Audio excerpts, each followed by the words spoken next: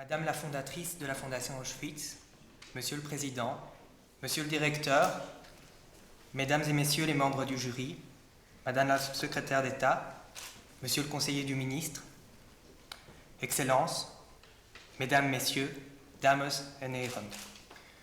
Je suis très heureux d'être parmi vous ce soir à l'occasion de la séance académique de remise des prix de la Fondation Auschwitz. Je remercie les membres du jury de ce prix d'avoir récompensé mon travail doctoral consacré à la pensée juridique de Hannah Arendt.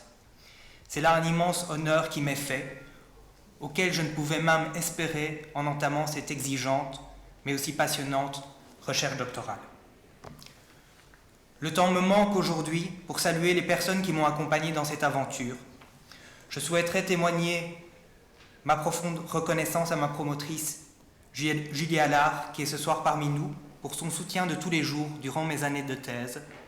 J'adresse également mes remerciements les plus appuyés à mon promoteur Luc Wingens. Je remercie Thomas Berns et Benoît Friedman, qui étaient membres de mon comité d'accompagnement et de mon jury de thèse, ainsi que les autres membres de ce jury, Antoine Garapon, Anne-Marie Roviello et François Host. Je salue l'ensemble des membres et des autorités de la faculté de droit de l'Université libre de Bruxelles, dans laquelle j'ai défendu ma thèse de doctorat et où j'enseigne actuellement. Ma thèse a été rendue possible grâce à l'obtention, en 2009, d'un financement mini-arc de cette même université. J'ai ce soir une pensée toute particulière pour les membres du Centre de droit public et du Centre de droit international de l'ULB, ainsi que pour ma famille ici présente ou n'ayant pu faire le déplacement. Ma mère est dans la salle, ainsi que Cécile et Paul. Merci à eux. Merci aussi à mes amis et amis pour leur soutien indéfectible et leur présence ce soir. Je dédie ce prix à mon autre famille, à ma compagne Wendy et à mon fils Gilles, à Félicien et à Marius, ainsi qu'au petit dernier que nous attendrons tous avec impatience. Je souhaiterais d'emblée reconnaître publiquement qu'au-delà de ma personne, c'est bien l'œuvre d'une géante de la pensée qui est mise à l'honneur aujourd'hui. Je ne pourrais rappeler les différentes étapes du parcours existentiel et intellectuel remarquable qui a été celui de Hannah Arendt, depuis les années de formation en Allemagne, auprès des plus grands philosophes de son temps, jusqu'aux années américaines, en passant par les années les plus sombres. Je voudrais simplement rappeler qu'Arendt, après avoir fui le régime nazi, a suivi le destin qui fut celui de nombreux réfugiés dans les années 30. En 1933, elle quitte l'Allemagne pour la France, où elle vit plusieurs années. Après le déclenchement de la guerre, elle est brièvement placée dans un camp d'internement dont elle parvient à s'échapper pour rejoindre finalement les États-Unis en 1941, pays dont elle obtient la nationalité quelques années plus tard. C'est pour répondre aux événements de l'histoire qu'Arendt entreprend alors la rédaction des origines du totalitarisme, ouvrage dans lequel elle tente de reconstruire patiemment la généalogie des régimes totalitaires. Après une série de livres lui ayant permis de jeter les bases de l'une des pensées politiques les plus stimulantes du XXe siècle, c'est encore le totalitarisme qui est au centre de son attention lorsqu'Arendt propose en 1963 un compte-rendu du procès d'Adolf Eichmann, l'un des principaux artisans de la Shoah, livre qu'a rappelé tout à l'heure Monsieur l'ambassadeur. Au-delà de l'œuvre d'Arendt, le prix Fondation Auschwitz qui m'est attribué permet de mettre à l'avant-plan une discipline peu connue, en tout cas du grand public, la philosophie du droit, à laquelle je consacre mon activité de chercheur. J'espère avoir pu contribuer, avec ma thèse de doctorat, au dynamisme de cette discipline, en reconstruisant la philosophie du droit implicite dans l'œuvre d'Arendt, une philosophie du droit profondément originale, à partir de laquelle il est possible d'approcher de façon extrêmement féconde les grands problèmes qui animent ce champ. En particulier, cette pensée inédite permet d'aborder la question toujours cruciale sur le plan politique, non seulement de la nature du régime national-socialiste, mais aussi de la nature des crimes commis en son sein. À cet égard, la description par Arendt de ce qu'elle appelle les 3 étapes du meurtre de la personne humaine devrait encore aujourd'hui nous interpeller. La philosophe tente en effet de reconstituer le chemin ayant conduit à l'horreur absolue que constituent les camps de concentration et d'extermination. Ce chemin pouvant, selon elle, être décomposé en 3 étapes distinctes. 3 meurtres de ce qui est humain en l'homme. Le premier meurtre renvoie à la destruction de la personnalité juridique de l'être humain. Le second équivaut à la destruction de sa personnalité morale. L'individu est alors placé en face d'alternatives impossibles à résoudre. Choisit-il de faire tuer ses amis ou d'envoyer sa famille à la mort? La troisième et ultime étape, celle de la destruction de la personnalité psychique qui se réalise dans les camps de concentration et d'extermination, implique quant à elle que soit annihilée en l'homme toute trace de spontanéité. Les individus, soumis à des conditions de vie inhumaines, sont alors transformés en des spécimens de l'espèce humaine, ou en des cadavres vivants, pour reprendre les terribles formules employées par Arendt. Permettez-moi d'insister aujourd'hui sur la première étape que je viens de rappeler, celle du meurtre en l'homme de la personnalité juridique. Arendt estime en effet que parmi les éléments sur lesquels le totalitarisme nazi a pu se construire, il convient de considérer la situation des réfugiés et apatrides de l'entre-deux-guerres.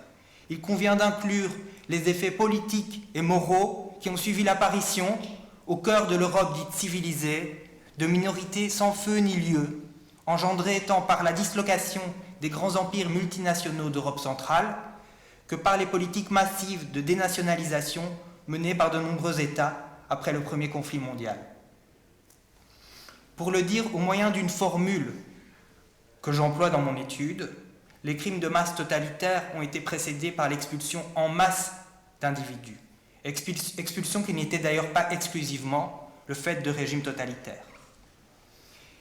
Si les crimes contre l'humanité commis durant la Seconde Guerre mondiale, en particulier contre les Juifs, ont bénéficié d'un large consentement tacite, comme nous le savons, c'est aussi parce que les peuples européens, avant la guerre, avaient pu assister au spectacle de centaines de milliers d'êtres humains privés de domicile et de patrie, devenus des hors-la-loi sans avoir commis aucun délit, indésirables par le seul fait d'appartenir à telle ou telle catégorie.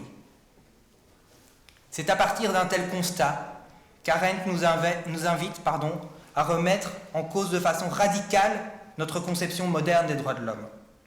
La situation des sans-droits d'hier et d'aujourd'hui met tragiquement en lumière le caractère mythique de droits naturels, innés et imprescriptibles dont seraient titulaires les êtres humains. Les droits ne sont pas naturels, mais artificiels. Ils sont le fruit d'une reconnaissance mutuelle entre les hommes.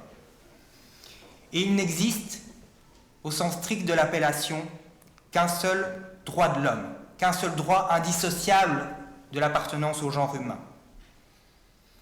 Arendt le désigne au moyen de la célèbre formule du droit d'avoir des droits, c'est-à-dire ce droit d'être inclus dans une collectivité politique déterminée, ce droit de ne jamais dépendre de l'abstraite nudité d'un être humain et rien qu'humain.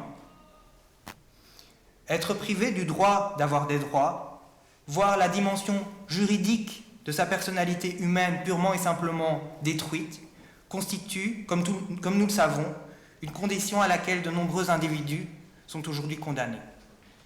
Il s'agit là d'une situation existentielle radicale qui s'apparente à une sortie d'humanité.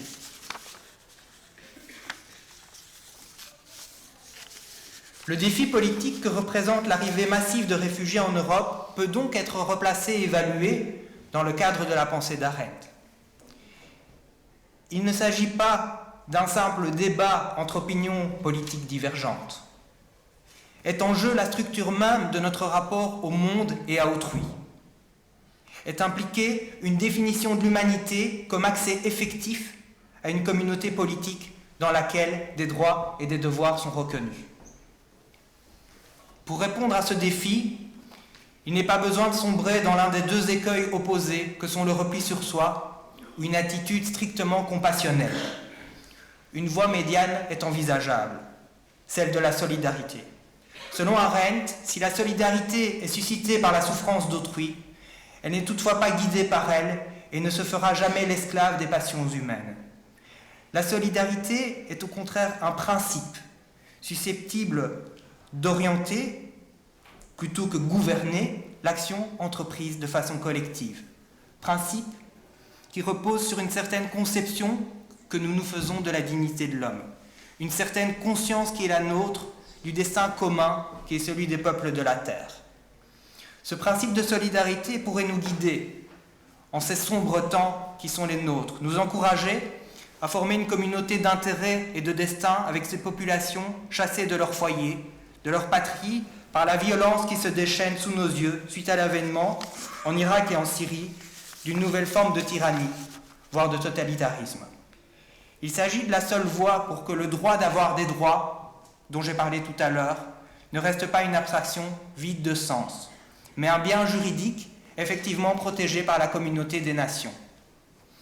Nous pourrions de cette façon démontrer que bien que nous ne puissions pas vivre en paix, avec les leçons les plus amères qui peuvent et doivent être tirées des événements du XXe siècle, nous ne les avons cependant pas oubliés.